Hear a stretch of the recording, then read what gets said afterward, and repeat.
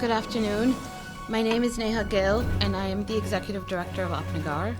Our mission is to provide critical, comprehensive, culturally competent services and conduct outreach and advocacy across communities to end gender violence. Our focus is immigrant, refugee, and marginalized communities. We are headquartered out of Uptown with locations in Skokie and recently the South Side. So I've had a lot of time for reflection in this time of social distancing.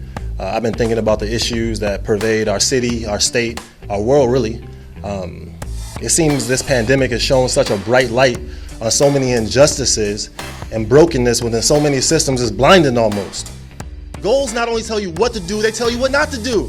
Think about if somebody says come to a party in the middle of a pandemic and you got goals, this ain't on my list of goals. You're not going to that party. And I'm not trying to tell this kid what to do. I don't like when adults tell kids what to do and don't give them options and things to do. But I want this to be a lesson to everybody. There's a risk in doing stuff like this for the youth, but there's also a risk in adults telling kids what to do without giving them things to do. Thank you very much, Jamal. That's incredibly inspirational. And I'd like to take you around the state with me when we can, because there are an awful lot of people who need to hear that message. Very high numbers again this week. I know a lot of that is due to more testing, but have you found any other trends or any other explanation for seeing so many more infections after weeks and weeks of staying home? On average, from what was around 21 or 22% infection rate to something in the high teens.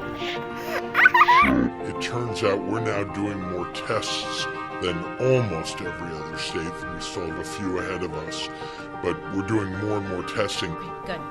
Can you reiterate wearing a mask? I'm sure you've seen through Chicago today, a lot of sidewalks packed, a lot of public spaces very packed.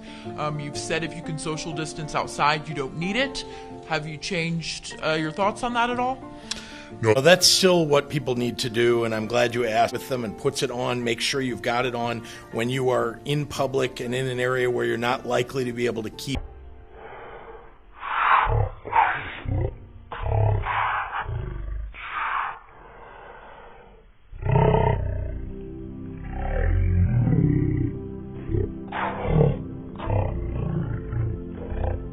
Well, gee, if I'm walking along the sidewalk and there's no one 6 feet behind me and no one 6 feet in front of me going the same direction, people feel like, why do I need to wear a mask? Well, you know why? It's because someone may be coming the direction toward you.